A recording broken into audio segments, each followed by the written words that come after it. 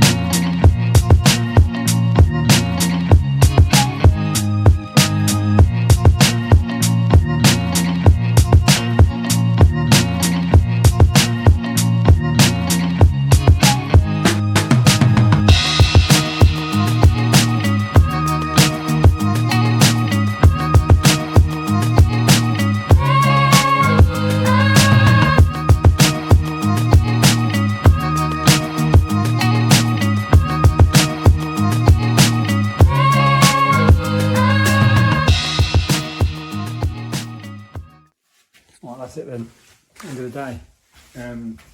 So you could go in someone's house, as well, so you could get this done in a day. You could just cut these strips, pass those into the wall, but I just don't like the idea of it. So what I do is, I don't often do this, so it's not like it's a common thing for me to do, but this is the way I've done this one. Just because the MDF's a bit of a pain, I've put the preparation tape on it.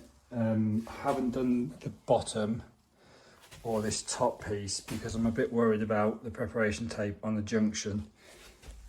So what I'll probably do is just buff that and sand that. I'm going to prime it all anyway, so I'll make that edge nice. I've got a router cutter that will just fits in there. That's 12mm. It'll just create a bit of a detail, but I'll do it all when it's done. You can see I'll domino. Although we've got a solid back, I'll domino each one in. Yeah. You know, they've got here that it just makes a nicer joint of it when it's in. You get it to close up like that. Yeah, and then the reason I do that is because although you can end grain to end grain, MDF's really strong joint, any movement or twisting over time and these seams will show. So I just kind of feel like, even like say on this diagonal, you know, like how you cut your skirting boards, on that joint, just think put a couple of dominoes in there, it'll just help it over time. Yeah, and also I've had to cut the carpet back, which I don't like doing, but I do it enough with my fitted wardrobes to be comfortable doing it. I'm not comfortable doing it, I hate doing it, but I've pre-cut the carpet because I just find it a bit easier. If I know where I'm going to, I can put a straight edge down and cut that 10mm long, so it'll tuck back in. And then this detail on this architrave, I'm going to mimic something. You see what I've done here on this join. Actually, we'll do it on this one because it's next to the architrave. So I'll put like a little V-groove it. Well, no, it's not a V-groove, just do it with a track saw, and I'll run some sandpaper in there, and I'll like a block of wood with a bit of sandpaper, like a 45 degrees, go in there. It'll just open that out to make it sort of softer. And then I'll do like a double step profile, something similar to this, and then put the bull nose on. And that's simply because when you're looking down it, trying to think if I can't really see. See, when that's back to the architrave and you look down it, this bull nose will come out a bit further without it looking too bulky, and then that means that they can put stuff on. And that just creates a little bit of detail. I think I'll probably start my bull nose a bit higher up. In my mind, I was thinking, because these wardrobes have been done with like cock reading, so in my mind I was sort of thinking, yeah, well, you know, mimic that to a degree. It won't look right with cock reading on, but just some sort of negative detail almost. Yeah, how much they care, I don't know, but yeah, I think that looks pretty smart, to be fair. Right, we'll finish that tomorrow. I'll probably try and get that vanity on tomorrow as well. I'm going to paint it as well, so you know, it still is probably a full day tomorrow. But yeah, not bad day. I know most people would do that in a day, most carpenters out there. You know, I've seen you on Instagram, you're smashing out in a day, but let's be honest, just running it on top of the skirting boards. Like, you know, it's got to be done relatively properly. I know it's MDF, but right, see you in the morning.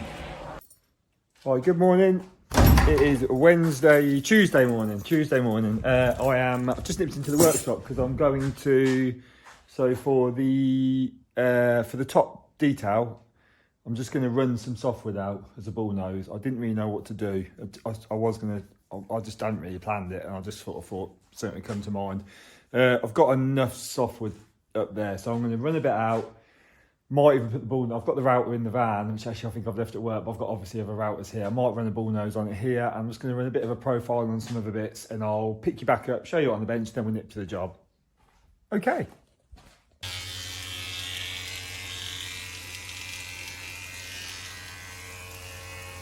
Well, that's about half hour's work there then. So we've got some 20mm bull nose, 20, 22, something like that. And I'll just run these little strips out and put a slight edge on, and then we're just going to sort of glue and pin these to make like a step detail. on the job. I'm not going to go through it because I actually don't know what I'm going to do. Just because the architrave's got a step detail, I thought it might look not quite nice, and it means I can bring it out further, so I can put stuff on. I think I said that yesterday. Let's get to the job and get cracking. Right, I'm here. Put the trim on. Well on. Just want to pick you up while Tyler's not in the room. Basically, this is what you get when you're working with softwood. I wish I'd done this top bit in MDF. Just trying to get this to look straight and not kick back. I must admit, I've got it better than, you know, even like the end, when you look at the end, you don't want that leaning back too much. If you look down that, like for a bit, there's two bits of softwood joined as well, because I didn't have anything long enough. But actually joining it has helped me straighten it, because it always clings up at the end. It's done me a bit of a favour. I had to cut it shorter. It was so close to being long enough, but yeah, be fine when it's painted, but just I put plenty. I basically got it on, realised that I was sort of bodging it to get it straight, so I've taken it off and caked it in glue, so that now I've got it straight, it will hold, because over time it's going to want to move, isn't it? Oh man, I like working with real wood, but just don't like working with softwood. It's just too much movement in it, even when I was cutting it. It's been there for ages as well in the workshop, but anyway.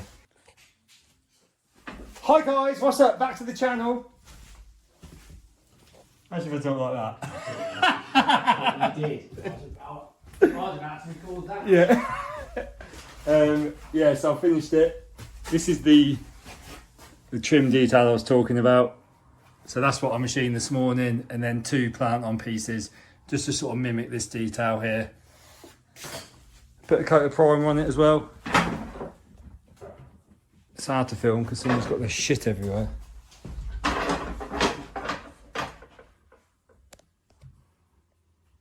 There we go. Oh, I've cut I'll put the carpet back in, but I'm not a carpet fitter, so I can't really sign off on that.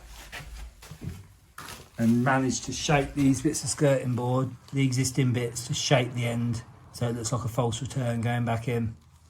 Just put my finger in the cork on the camera. There we are. Yeah. Nice job though. That's probably the only thing I'm going to finish this week. A little update of the bathroom.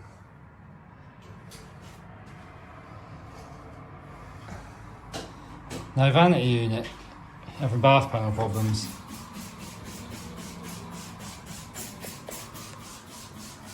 Shame, looks good though.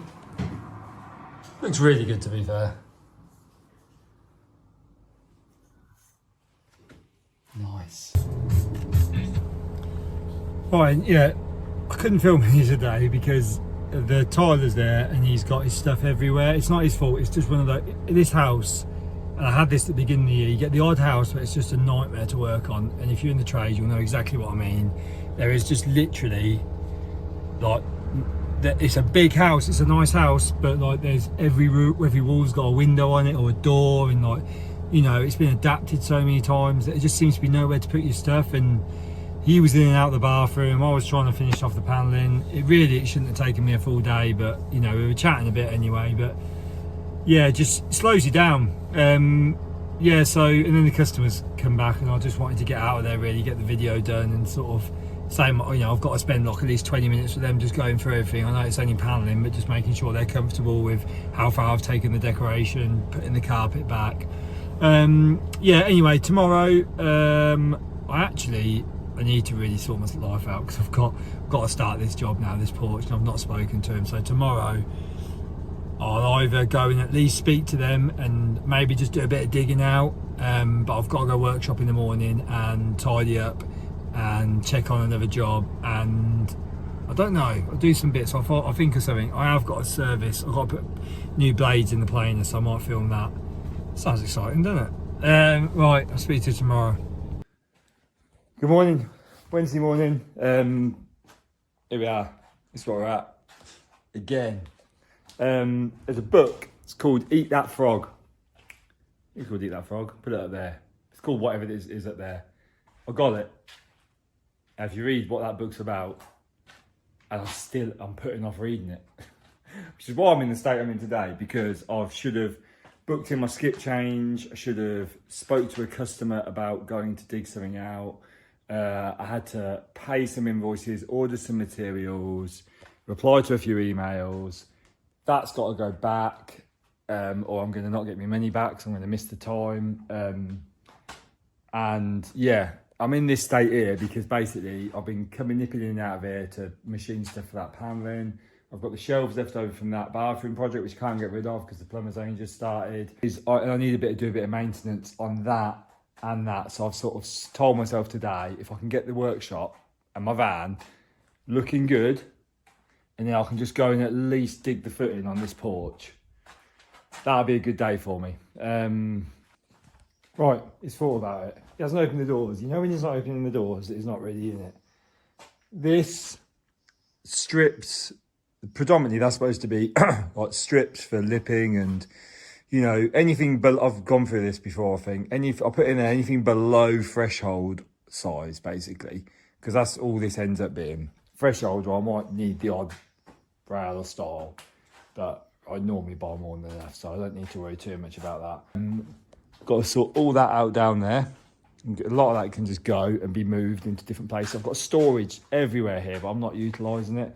And I'm going to build a little bin because here, eventually I'm going to build a chimney place around there. So that'll be heat shielded, that will, and there'll be a heat shield there. And my kind of plan is either side to have little bits for logs or basically offcuts of wood to burn in that. So I need to build something now that's going to save me time later on. I guess I could just build a false side, actually, thinking about it. See, this is why it helps talking to you. I said, yeah, I'll build a false side. So I guess how much room do I need either side of the log? But I mean, I can move the log burner a little bit. Probably will have to. Yeah. And it might even look quite good. It might even look like it's supposed to be there. The only problem is I'm going to block them plug sockets off, so I've got to do something about that. Right. I'm going to film it for whatever reason. I don't know. I might have to edit out this waffle and just film that. All right, let's go. I'm not filming it. Before and after. That's what I started with. Yeah. And that. You know, when Frankie was with me the other day, Christ knows she didn't kill herself walking around all that, going up and down the stairs. Bless her. Right, and then there's stuff I've got to sell in here as well, stuff I don't even use. Right, okay, let's go. Yeah, I've had a bit of a tidy up. Feels good, feels nice and, as I said, I've got a breath of fresh air from the door. It feels lovely. Spring clean, it's not spring, but feels like bloody spring actually. It doesn't feel like summer, does it? But anyway, yeah, I've sorted out that little rack in there. I just sort of didn't take much really. I mean, this is what we're dealing with. I've got no stock because I just didn't want to order stuff for the next job because I'm in such a mess. And what I've done is I've made like a little rack.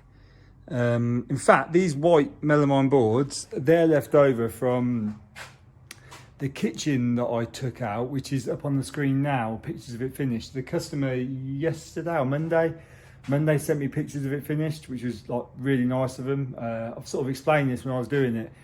Quite often, well, very often when I'm doing kitchens, utilities, things like that, I don't get a finished shot. I do with bedroom furniture, but I don't get a finished shot of that because you've got the worktop and the tiling always happens separate to me. It's partly my doing because that's the way I've decided to take my business. I don't really want to be responsible for the whole product anymore. I just want to focus on the joinery.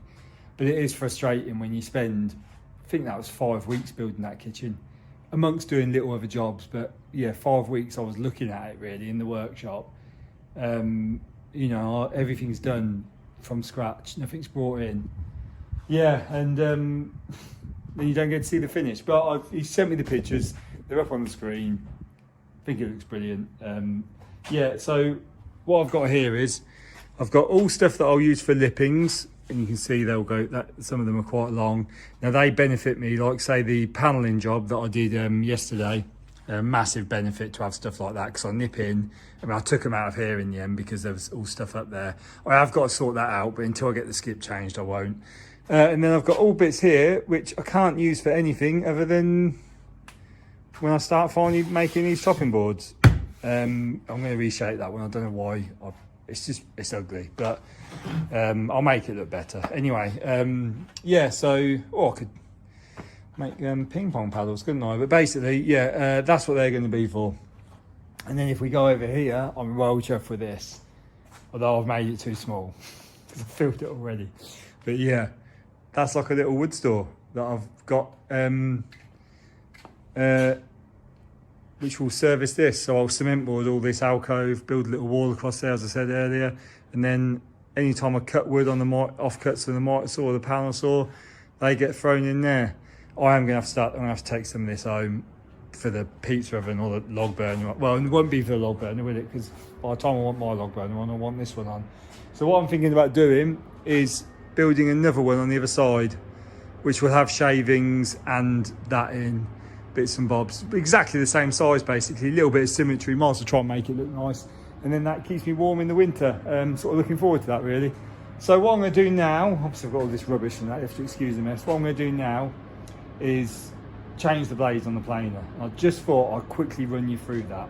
So when you can see here, now this table, there is a tiny bit of deviation in it, but what I've just spent the best part of an hour doing is getting these tables right.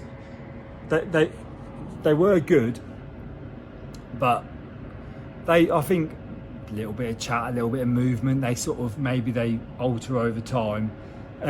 So I've just adjusted the tables, and now I'm going to go and tighten the bolts on what I've adjusted so that it's locked in.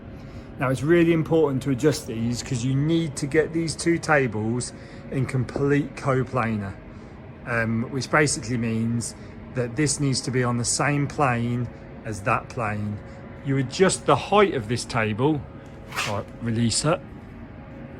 Which I can't quite do, hang on. There we are. So we adjust the height of this table with this knob here, and we can see we can send it down. When I'm adjusting the height, I don't know if you can see. Put that there. Right, that'll look a bit better, won't it? So you adjust the height of this table. So I can set this planer to take, you know, like whatever that is, 6 or 7 mil off. I can go lower, and it will take it, but there's no need to, right? Or what I normally do is I set it up for surface planing to take off round about, where are we? About half a mil, maybe about a mil, like that. But that table needs to be, although that's now lower than that table, it still needs to be on the same plane. So it needs to be, if it's a mil lower here, it needs to be a mil lower here. But as importantly, it's also on this side and everywhere in between. Yeah, so you can have them like basically twisted. You can have them so they're in plane on maybe across the middle or diagonally, but they need to be in plane all the way around, complete coplanar. That takes a lot of time to sort out, which I've just done. Now it's only when you do that, and the reference point for that as well on any machine is basically the cutter block. I don't know, I haven't worked with a great deal of these machines. I don't know whether that's ever adjustable, I doubt it is. But this cutter block wants to be the same there as it is here off this. So once you've got that adjusted to that, that's your starting point. And then you need to get that in wind or in plane, should we say, to that. And you do that on these machines, much better than the other two planers I've ever had. But you do that on these, or open them gently as well, because you don't want to slam them around because it'll wear over time. On these two bolts here, and then you've got a lock-in one which you have to adjust. Now I'm quite confident that I've got it right, because because what you can do, it's hard to explain, what you could do is you could actually end up having the far one completely twisted at the back, but not on the front, or not twisted, out of level at the back, not on the front, still registering correct to the cutter block, but well out at the back. And then you try and plane that through to this one, and you'll end up with these massively out, this one being short and this one being long. Well, they're pretty much, because you imagine this thing's built square and you know, so if your bolts are near the right, you know, near the right place, not one's not too much longer than the other, then you know you've sort of started right. Right, now that isn't actually the biggest job to do, I don't think, although that is essential If you don't get that done, if you don't sort that bed out first and get that right to those blades, everything else is pointless. And the idea of doing this is you're getting straight timber. And if you look at that, that's just over 1.4 meters. It is by far the most important thing I've got in the workshop for being completely perfect. That, and maybe getting the panel saw to be cutting square every time, which again you just have to fiddle with every now and then. Just recalibrate. You know, these machines, they are spinning and at a high speed. Right, so what I'll do is I'll whack you in the tripod, and I'll show you how I set the blades. It's not. There's other videos out there, and it's actually how I've learned. You know, in all honesty, I've learned off doing it from videos on YouTube. No one showed me to do this because I'm not joinery trained as such on these machines. So what I'll do is I'll whack you in the tripod, and I'll show you how I do it basically. And I think it's I've been setting planer blades up on planer beds for best part of 10 years. Not a lot, don't get me wrong. Like I've not done, but I've owned machines like this or worked with them in other workshops, and this is just the way I do it. So I'll show you now. Right, and once you've taken the old blade out and you put the new blade in, you'll see that's just ever so loosely in there. Not done any screws up yet. And then if you notice, when you let it go, it bounces. It's on springs. So there's springs in the bottom. First thing you need to do is make sure that both those springs are there. I don't like taking these out unless they need cleaning, these blocks. So what I do is I just drop I take it out ever so carefully, put the new one in and bounce it on both sides just to make sure the springs are there. There's normally 2 springs. If there's a third and it's gone, it doesn't really matter. Right, so then I'll have a piece of MDF. I use MDF because it's dense, so it's quite heavy and you can get it flat. A piece of timber or a piece of hardwood would be quite good, but again, it might have the snipe marks in it from your planer, so they might just catch every now and then when you're setting them. I'll have most of the weight over this side of the table, because if you have too much weight over here, it's going to rock and move as you put it through. And you really want the end of the timber is the best place to gauge, because it gets a bit confusing. I see some people use pencil marks to gauge, which is a bit I'll take you through in a minute. If you use pencil marks, you might sort of get a bit confused. You might be inclined to add another pencil mark. So I just use the end of the piece of timber, or the MDF, as the reference point. And if you notice here, I've got 2 pencil marks, and they're 6 mil apart, and I've got them at both ends, that end and this end, and they're completely in the same place. Right, what we do then is we get this completely flat on here. Forget what this is doing, because this is out of plane at the moment because I've dropped the bed down. I'll put a piece of, it depends, you know, each time I do it, it's normally something different. In this instance, I'm using a piece of laminate, laminate edging, just to pinch down. Want this completely touching on here. This is then pushing the blade down onto the springs. The edging is just pushing it down that tiny bit more, which is, I think, 1/2 mil. So by rights now, I'm setting that 1/2 mil lower than here. And I'll just tighten these up.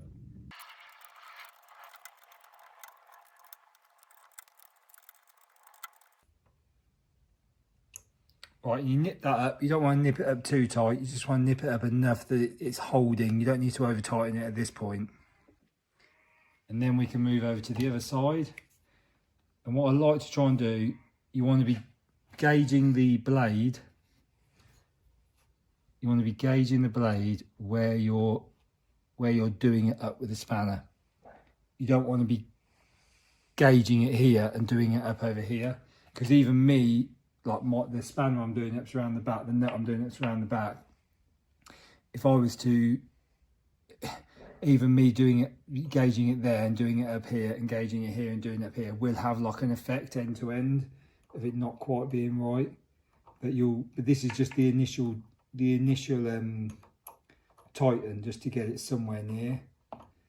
So you want it relatively parallel at this point. You want it within sort of a mil, I'd say, because any more than a mil across that, when you fine tune it, it's going to throw it out.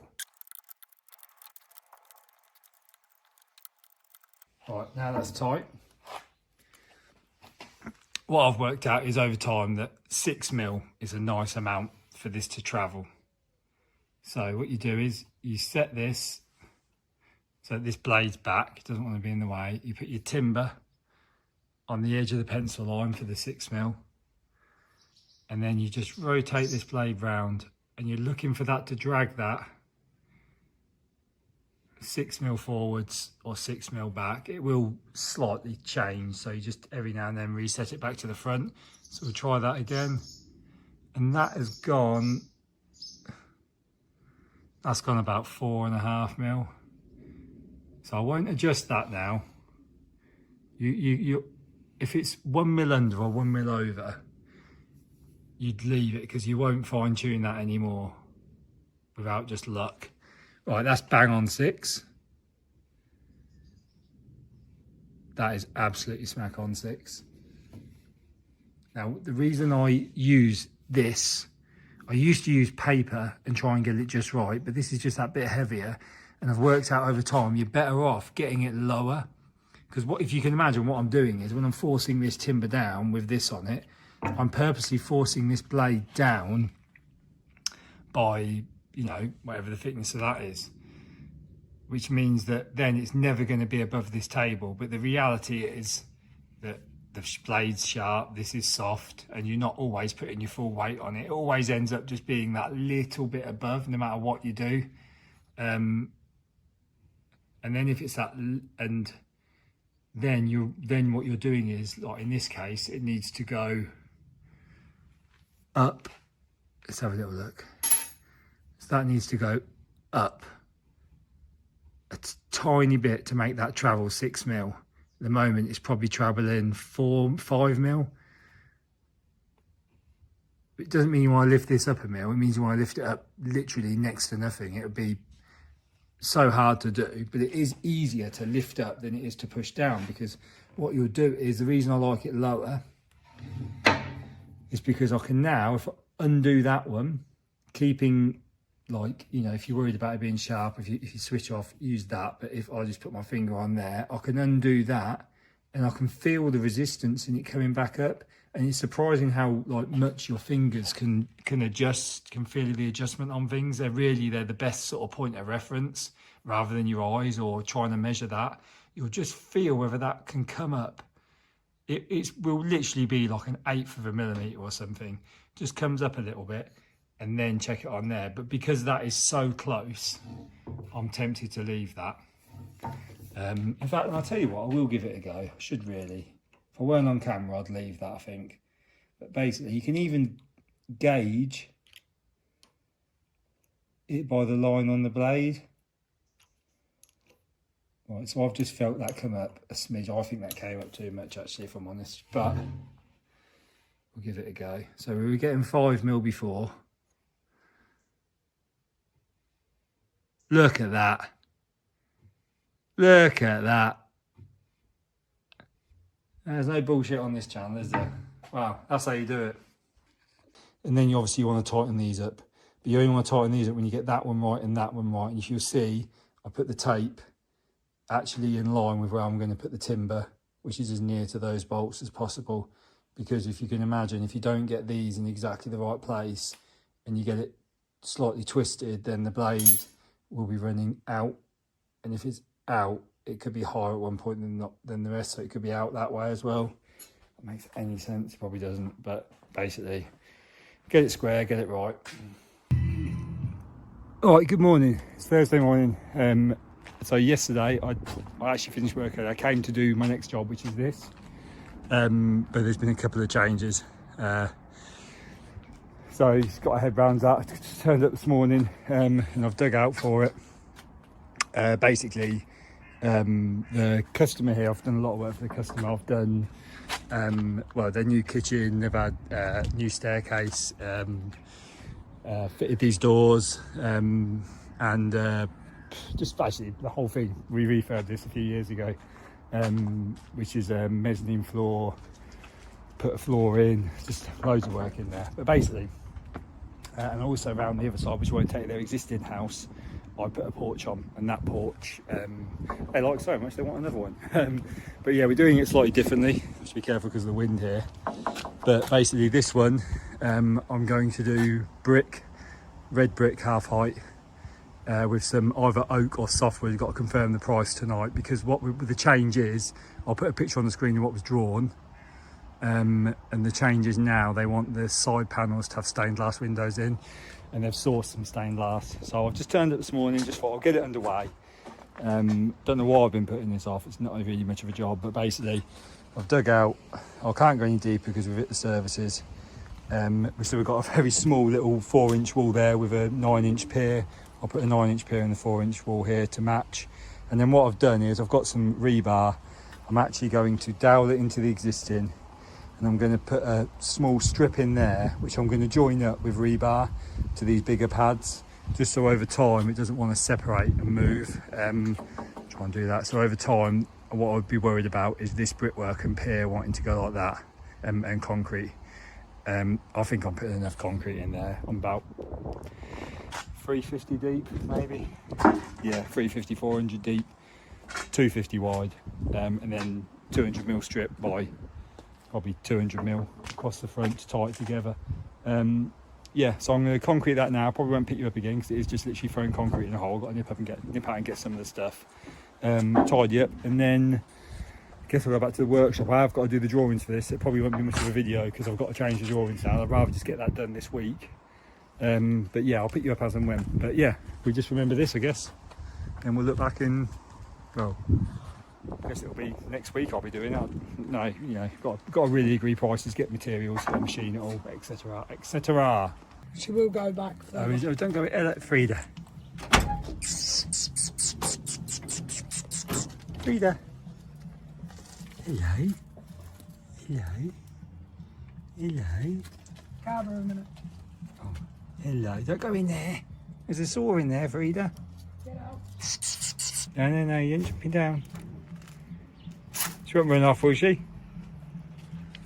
You better grab her, see, I think she's going to fucking leg it. What's that, a little bit of food? Yeah. Frida, what's this? Fucking Lisa, have a cuddle with her. Come here. Come here. Hello. Hello. Then we go back to your mum. Yeah, mummy's cool. Yeah. There you go, Frida, sleeve. That's mad. Hey, Mum. Hello. Oh, that is mad. I love my little rat. Right, that's it. All done. It's sitting in the sun, so I'll just wet it up a little bit on the top with a brush. And then what I do is I take, when I set a concrete, whether it's an extension or, which I don't really do many of them anymore, I don't do them at all anymore. What I do is I take a brick, anything like this, and I'll take a brick and I'll sit it on the concrete, and I'm setting that first bit so that I know that I'm gauging right. I often find if you try and measure, it's just a bit of a pain, like you don't know when your tape measure's properly sitting in. As long as your concrete's not like really wet, which it is now because I've soaked it because it's in the sun, you just drop a brick on there. It's normally firm enough, especially if you start backing it up towards the house, whatever you're working on. Just tap the brick until it's at the right height for your gauge. Do that both sides, and then just check for level across the front. In this case, I know what course I'm finishing on, so I've just checked them for level, and they're spot on, which is good. In fact, a lot of this Dovecot, when we worked on it, the levels of the brickwork are actually spot on. We used them for datums all round. It was brilliant. So we actually false lined all the walls, and framed out for the windows, the stairs, and all that. Just, yeah, it was really, really nice house to work on actually, for an old house, built very well. The roof as well, did some roof lights and stuff. They were, yeah, timbers were pretty good for an old place. Right, yeah, if you try and remember that now, that's what we got. Looks lovely, doesn't it? Yeah, and hopefully I've got some jobs to do inside actually, which hopefully I'll be able to show you inside. When I come back, I've just got to work out what that is. Definitely be back next week to put the bricks in. Yeah, I might have to leave it for a bit. We'll see. I don't know. Right. See you later.